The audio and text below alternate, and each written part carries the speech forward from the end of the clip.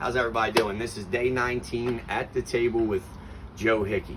Today I'm going to have my sister ask me the question because we were just having a conversation and she said that would be a really good topic. So here we are. Okay, I want you to explain to everybody the yin and yang, all about that, what you just said to me. Explained it to me. So the way I was explaining it to my sister was we have morals and values and ethics inside of our spirits, and it came equipped with all of this. And we have also a judge inside of us who judges how morally sound we are on everything. So there's a good column and a bad column that we all have inside of us.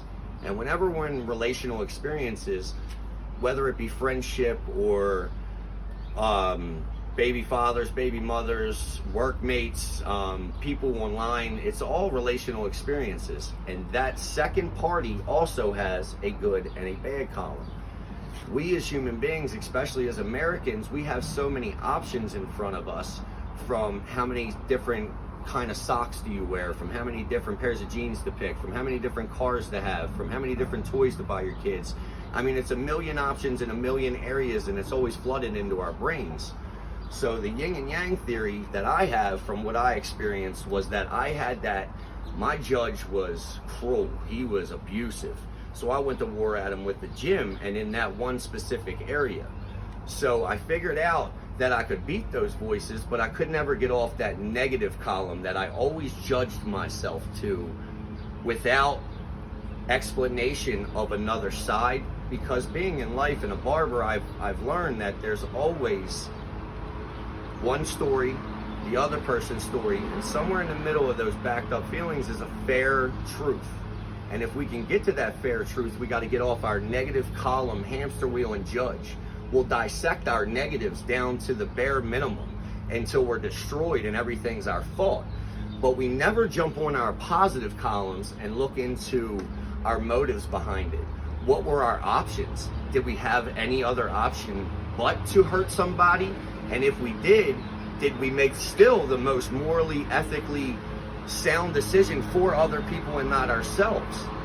And what I found with the majority of conversations that I've had is their positive columns are so much more than their negatives, but they never even look at the light side of what they do in a situation, yin and yang, and the dark side is all they go against. So then if that was the worst part of it, it would be just fine.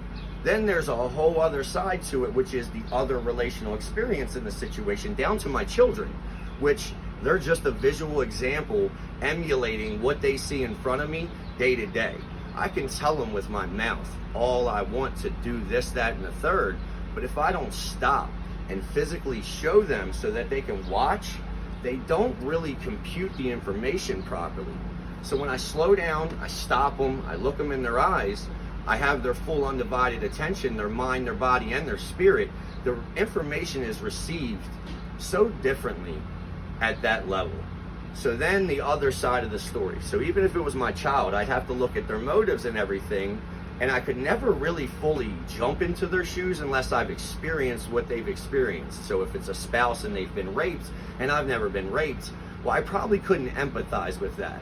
Or if it's a spouse and a drug addiction and you've never been through a drug addiction, it's going to be really hard for you to understand why somebody you love so much is doing what they're doing, because you don't have their negative column in your mind. You only have yours and your positive. So their negative column when we're on drugs is intensified, and it's not an excuse. People understand addictions. If I was to talk about a problem with eating, the majority of people were obese to a degree. So we can really understand an addiction. It shouldn't be that hard to control what you put in your mouths. But it really is when I look around me day to day, and it's not trying to insult anybody. It's just, again, too many options of bad things.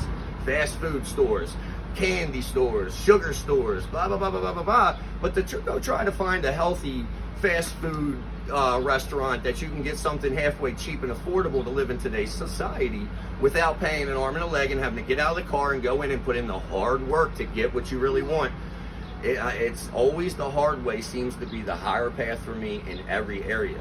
So I was able to switch myself in my thinking by really evaluating not just my negatives, because I did that for years to the point that I killed myself over it because I couldn't stand the losses in my head. Then I started evaluating my positives, and I found that my morals and ethics and values were very sound in every decision I've ever made. I just put myself in a lot of different positions that have to make a lot of really tough decisions, but my morals were there every time for everybody else and never for myself. So 38 years later, here I am today, and I finally got off the hamster wheel of my yin and yang, light and dark side, and I started evaluating the other side of the street as well. And what I found is, it's not everybody's morals and ethics are the same. And when I started evaluating what I thought to be a morally sound man to be, and then started hanging out with other men who had those attributes, and I would tell them regularly why I hang out with you, so that they knew that it was an exchange of power and I just wasn't taking from a situation.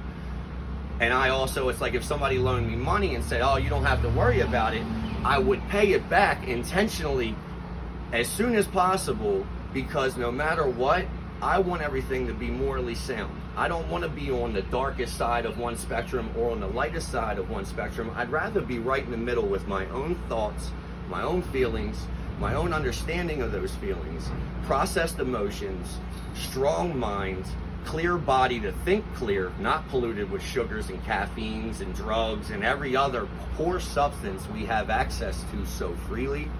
So the yin and yang theory is like, I can only use the sun and the moon. The sun is the father, it's the alpha and omega, all right? Equally as important, but one stronger than the other in other areas and one stronger than the other in other areas. Without the two combined, there is no balance. This is why men and women in the same home who speak this language of good communication is very pivotal. So the sun is the father, he's the heat, he's the discipline, he's that tough love that mothers can't seem to give. They give too much because they have the biggest hearts. And they end up loving it to death because there's no man to grab them and say, hold on, woman. It's let them feel their feelings and self-soothe and process to come out of it, and then go in and give them a little bit of love, not extra love. So the father's that discipline, that no man, the man that tells you what you don't want to hear. He's the man that tells you the best advice you could ever get in life without fear of your feelings, because he'd rather save your ass than your face.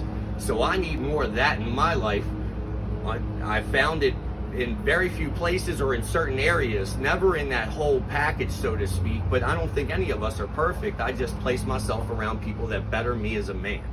Now for the women, it's the omega. They're the mother, the heart, the coolness of the night. They come down and cool and calm the babies and make them good again, and they're the heartbeat of the home. The father's the disciplined work one, the mother's the big heart, the compassion, the forgiveness you can't give yourselves, the understanding of another person in the situation, the empath, she's everything the father can't be without reciprocity, exchange of power, such a beautiful flowing thing. Instead of one chasing another in chaos and out of balance, it's just flowing beautifully together with an alpha and omega loving each other healthy, because in a healthy household, I've also learned the structure to life was God, wife, children, society. Now me, I thought I was living that way for the longest time, and I found out that I was in denial. What would happen was I was chasing $1 every day, so my mind was always on how to pay the bills and how to get ahead and how to take care of this one or how to it was chaos. Not to mention with the business and multiple clients and multiple relational experiences in pivotal areas of my life, it'll keep a man's brain very, very, very running. So I outran my brain for years until I couldn't, and I had a breakdown, which essentially caused a breakthrough. So in order to get off the hamster wheels, we have to really slow our lives down to a degree. We have to be able to see clearly, almost with that third eye, because we're so blurred and distorted due to so many options. It's almost like manipulation from social media or our government to keep us too busy. I don't understand a lot of things in today's society, but I think I have a pretty good grasp on what I believe to be true about this topic. If any of this touch your guys' heart or you like what you hear, please go and subscribe to our YouTube channel, At the Table with Joe Hickey. I'd like to reach as many people as possible for my children's spirit's sake, because they're coming behind me in this world, and everything gets a little faster and a little faster and a little more. We want it a little easier and a little easier and a little easier, and I think we're going to lead ourselves into a big problem, and I think we already have. But for my poor children's sake and yours and the next generation, please take care of the earth. It's the mother, it's the omega, it's the father, which is God, the alpha, the creator. I want you all to have peace in your hearts, calmness in your minds, and stillness in your lives, so you can see what beautiful lives you actually have away from the phones.